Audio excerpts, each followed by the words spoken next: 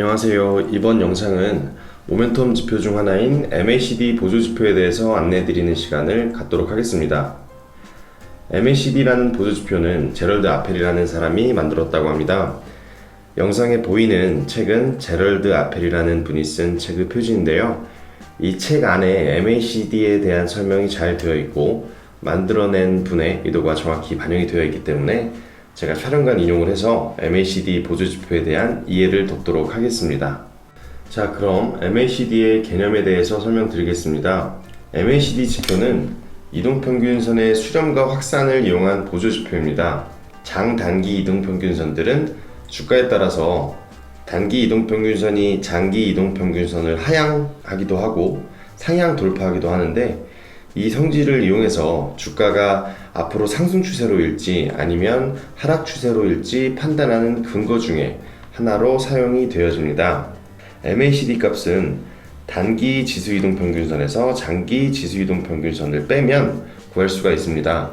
점선은 12일 이동평균선, 그리고 실선은 26일 이동평균선이 되겠습니다. 10일 이동평균선은 단기 이동평균선이고요. 26일 이동평균선은 장기 이동평균선이 되겠습니다. MACD 값은 단기 지수이동평균선에서 장기 지수이동평균선 값을 뺀 거라고 말씀을 드렸죠. 단기 이동평균선이 장기 이동평균선보다 위에 위치하면 MACD 값은 0값을 기준으로 위에 위치할 것이고, 아래라면 0값을 기준으로 아래로 위치하게 될 것입니다. 시장이 상승 추세를 유지하게 되면 단기 이동평균선은 장기 이동평균선보다 빠르게 상승할 것이고, 그렇게 되면 MACD 라인은 위로 향하게 됩니다. 그리고 추세의 힘을 잃어 단기 이동평균선이 완만해지고 결국 장기 이동평균선 아래로 하락하게 된다면 MACD 라인은 0값 아래로 향하게 될 것입니다. MACD 라인을 분석해서 0값 아래에서 위로 우상향하게 된다면 상승 추세로 보고, 반대라면 하락 추세로 볼 수도 있다는 말인데요. 주식 매매를 위해서는 추세의 기간을 파악하는 게 중요합니다. 추세 파악의 신뢰도를 높이기 위해서는 단기 MACD 지표와 장기 MACD 지표를 비교해서 분석하시면 조금 더 추세에 대한 이해도를 높이실 수가 있습니다. 주간 차트상에서의 추세를 파악하고 일간 차트상에서 파악한 추세가 같은 방향이라면 추세가 유지되고 있다고 볼 수 있고, 다른 방향을 향한다면 추세가 꺾일 가능성이 발생했다고 볼 수 있습니다. 다음은 MACD 시그널 라인에 대해서 설명드릴 텐데요. MACD 보조지표는 MACD 라인과 MACD 시그널 라인으로 구성이 되어 있습니다. MACD 시그널선은 MACD 선의 3에서 9일 정도의 기간값으로 지소이동 평균시킨 선인데요. 기간값이 짧을수록 시그널 라인은 MACD 값의 변동에 더 민감하게 반응을 하게 되는데, 그래서 기간값은 보통 9일을 많이 사용합니다. 물론 본인의 취향에 맞게 기간값은 변경할 수 있고요. 그래서 MACD 선과 MACD 시그널 선의 수렴과 확산을 이용하면 추세를 파악하고 매수와 매도 포인트를 찾을 수 있습니다. 단순 이동평균선 간의 수렴과 확산을 활용하는 매매법보다 매수와 매도 포인트를 더 빠르게 판단할 수 있다는 장점을 가지고 있습니다. 상단에 Fast Moving Average는 단기 이동평균선이라고 보시면 되겠고요. Slow Moving Average는 장기 이동평균선이라고 보시면 되겠습니다. 하단엔 MACD 라인과 MACD 시그널 라인이 세팅되어 있고요. 흔히 알고 계시는 매수 관점, 골든 크로스가 발생되는 시점이 이동평균선에서 발생하는 시점보다 MACD 지표상에서 발생하는 시점이 더 빨리 나타나는 걸 확인할 수가 있습니다. 이동평균선이 주가의 추세를 판단하는데 다소 늦다라는 불편함을 해소시켜 줄 수 있는 보조지표가 MACD라고 생각을 하시면 되겠습니다. 자, 그러면 MACD 지표가 어떻게 매수와 매도의 판단 근거로 사용이 되어지는지 알아보도록 하겠습니다. 첫 번째로 골든 크로스와 데드 크로스를 이용하는 건데요. 보조지표상에 보면 MACD 라인과 MACD 시그널 라인이 세팅이 되어 있어요. 이 두 선의 골든 크로스와 데드 크로스의 발생 시점에 매수와 매도 포인트를 확인하실 수가 있습니다.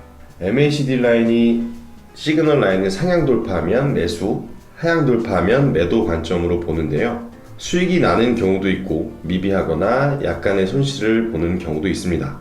이해를 돕기 위해 MACD 보조지표상에 골든크로스 발생 시점은 파란색, 데드크로스 발생 시점은 빨간색으로 체크를 해놨으니 이해하시는 데 도움이 되실 겁니다. 수익이 나는 경우도 있고 미비하거나 약간의 손실을 보는 경우도 있습니다.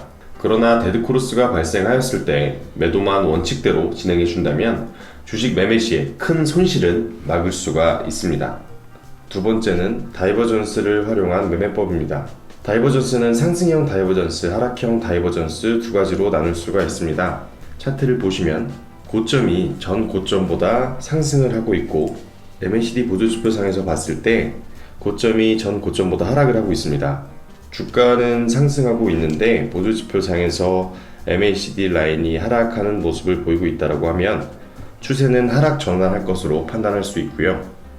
저점이 전 저점보다 하락하고 있을 때 보조지표상에서 저점이 전 저점보다 상승하고 있습니다.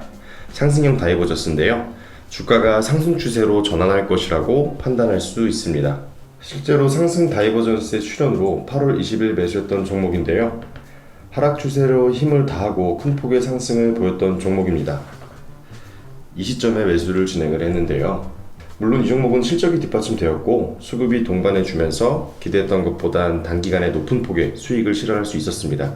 보조지표 상에서 저점이 전 저점보다 높은 값을 형성해 주었고 주가는 저점이 전 저점보다 낮은 모습을 보여주며 상승형 다이버전스의 모습을 보여주고 있습니다. 세 번째로는 두 개의 MACD 지표를 활용하는 겁니다. 기간값을 다르게 하여 세팅할 수 있는데요. 기간값이 짧은 지표의 골든크로스를 이용해 매수 관점으로 보고 기간값이 상대적으로 긴 지표의 데드크로스를 매도 관점으로 보는 매매법입니다. 하락 추세일 때는 수익을 만들어내기 어려운 매매법이라고 책에 서술되어 있고요. 상승 추세일 때 일시적 하락 구간에 매도하는 실수를 피하기 좋은 매매법이라고 할 수 있습니다. 개념을 이해하고 나면 본인의 매매법에 적용을 할 수 있는데요. 주간 차트, 일간 차트 상에 MACD를 동시에 분석을 하여 매매 관점으로 포착할 수도 있을 겁니다. 여기까지 MACD 개념과 매매법에 대해서 설명을 드렸습니다. 반드시 주의할 점은요. MACD 지표만 가지고 매매 시에 100% 판단 근거로 사용하시면 안 된다는 겁니다. 매매하실 때 수익을 보실 수도 있고 손실을 보실 수도 있는데요. 수익을 100%는 낼 수는 없고 다만 수익을 낼 수 있는 확률을 최대한 높여서 매매를 하셔야 합니다. 반드시 지수 면밀히 관찰하시고요.